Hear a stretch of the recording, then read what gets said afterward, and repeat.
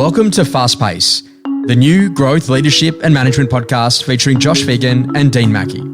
We wanted to peel back the layers on what happens in the world of fast-paced real estate agencies, from new leadership models to the management challenges we all face each day. This is about a new era in the estate agency sector. Rapid changes to business models, service lines, remuneration and growth present the greatest opportunities that we've ever seen. Sit back, get inspired, grow your skills and reimagine what's possible with Fast Pace. Every Friday, wherever you get your podcasts, on Spotify, Apple Podcasts and Josh Phegan Digital. Dean, they say that one of the fastest ways to profit is to charge the right amount, and one of the quickest ways to a loss is to charge the wrong amount. Pricing services is a real skill. Actually understanding, and I don't think we've ever really seen it in a real estate practice where someone sits down and goes, you know what, Dean, let's actually work out how much does it cost us to go and deliver a particular service in property management and in sales?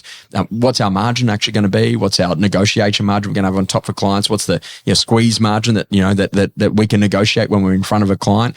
And actually really getting clear about how we actually go to price products and services.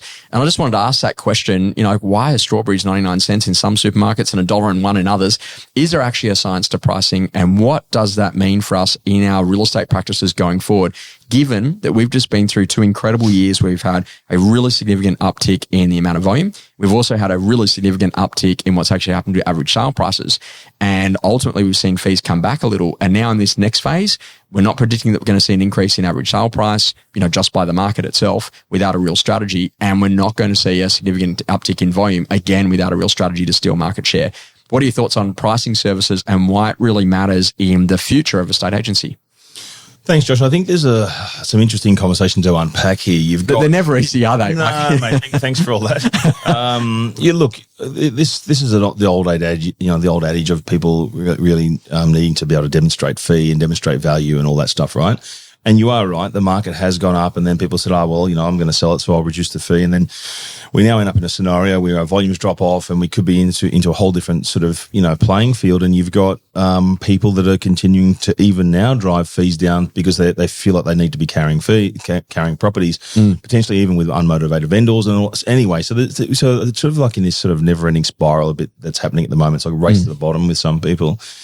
The thing that astonishes me the most is that I think that most people who are engaging in those sorts of behaviours, I think firstly, agents who don't actually own a business don't really realise the impact of what they're doing. So agent commission rates have gone up, quite considerably over the last few years, which puts pressure and squeeze on the business owner themselves. And often you'll find that by the time you sort of pay agents out, and depending upon where you are, and everywhere is different, but let's just say in Metro Sydney, it's quite competitive, and you may end up paying out, before you even get started, somewhere between 60 and 70% of commission.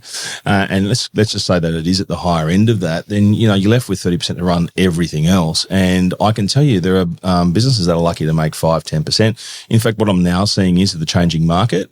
I'm actually seeing people, for example, who might be smaller principal agencies, and the principal now is actually not even taking their fees, having to leave it in to cover the cost of the business, and possibly even just taking a small salary, and even then maybe not having to sell stuff to put money in. And it's because they haven't got, there's two parts here. They haven't got their pricing model right, and they've let it go down the gurgler, and just because that's how the market is, they've let that happen. And I think it's a skill thing, and I guess consumers are driving it. Well, when they can, they'll always chase a lower fee. And then you haven't got your volume equation right. So if you haven't got the scale right to support the lower fee levels, then you've got this double whammy of decreasing volume and no profit in the business. And so consequently, there's some real crucial things I think is going to happen in the next few years with people who are going to, the tide goes out and they're going to see and be exposed. But it could be too late, I think, for a lot of people. So it is definitely a very important conversation to say, how are we going to be able to go back to demonstrating value? And so I look at it, and as an example, in our property management business, we looked at this a few years back because we had this drive on fees going down.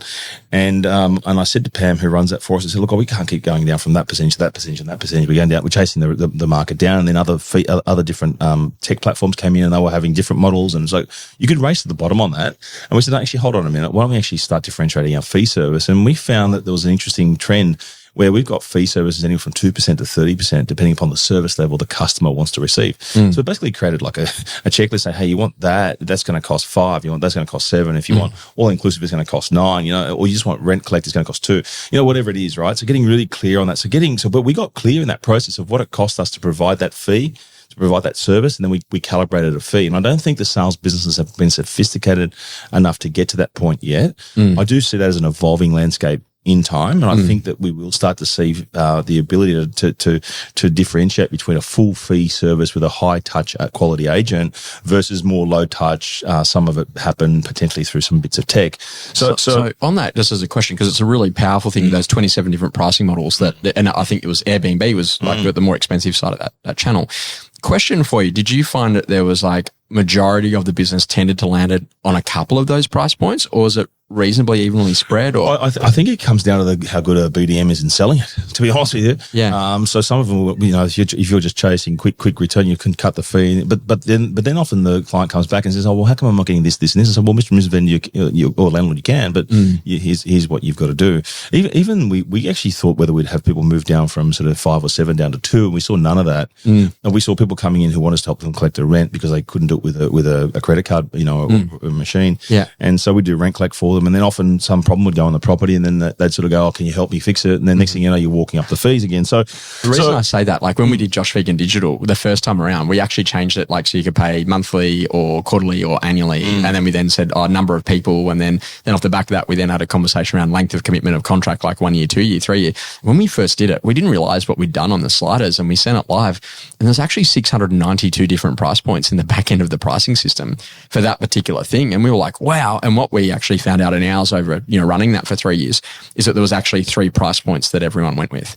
Like that was like 99% of the customers. That's right. There is definitely a bell curve on it. But the testing was awesome to learn that. But I agree. And it's not just that though, Josh, because someone who might be paying 5% or 7% or whatever you got, they might have 2 or 3 other bits of business. They might actually then have an Airbnb and a few other bits, and we can actually facilitate that for them too. So it's about creating stickiness to the business and the brand because you're doing multiple levels of business with them. And that overall lifetime value of the customer. Right. And that can come with some swings and roundabouts too because, an Airbnb partner who's helping you do that, and then you have problems with cleaners that can impact upon the rest of your business. So there's swings and roundabouts that you've got to consider. But so we hear it in the UK about some agencies having like some set fees, very like some of the bigger corporates, and they've got massive corporates compared to Australia. They say, that's it. We won't go below that. Our agents are not authorised to do that. What are your thoughts? How would that land in Australia? Like, do you think that it just wouldn't work because of the model based on how we pay agents? Look, I don't know. I haven't done the research, but I do know that there is an appetite for consumers to find a different way to market. And I think there will be what it will play out over time, in my view, is a combination between, dare I say it, dirty word, direct to customer, platform to platform, peer to peer type transaction. I think there will be, to some extent, that may happen, and it's already demonstrated it can happen elsewhere. And then you have these blended models with some agent assisted stuff, and then you got because it's a highly stressful transaction for a lot of people, and I do get that people will see value for different types of properties that they have. Some people might be prepared to flick a small investment property on a platform, but their major place of residence, they might want someone. So I think you're going to get different structures, specialization, right? Yeah. And I think that will evolve in time, and I think it's happening probably faster than we think. But I sort of look at it and go, if you can demonstrate fair market value, I think you can pretty much set your fee within reason if people get, and they actually do believe that you're going to get them a better outcome. And let me give you an example. Now, we didn't set the fee difference on this, but it's a perfect case study, right? We generated through our internal data system a opportunity to lease a property. So it come up, ran through our Vespa, which is our chatbot, our live chatbot. It's very intuitive and machine learning, AI sort of stuff. And anyway, so I identified Josh Phegan wants to lease his property. Got handed off to our concierge team. Our concierge team qualified it. This is all in the morning. By the afternoon, we had one of our BDMs down there.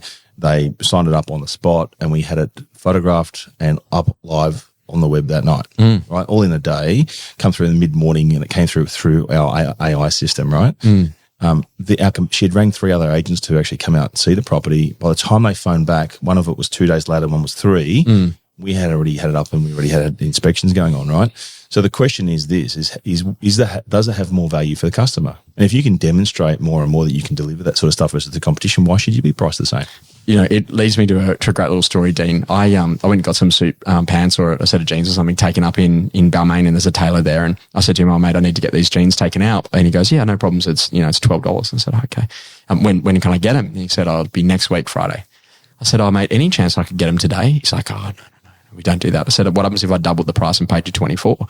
He goes, mate, I'll have it done in an hour. There you go. And So it's the price versus speed recalibration, right? Here's the finish that story. I walk into his thing now. He's now got express pricing. There you go. Has actually been one of his actual business models as a part of that conversation. And what I learned very, very quickly is that like literally what you've got to do with price, experiment. That's probably the greatest lesson of all time, is to actually learn where's the elasticity, where does the market see value, what are the things that you can provide that makes it really valuable. And it's not just the race to the bottom, it's actually learning what makes it valuable for the customer. Spot on.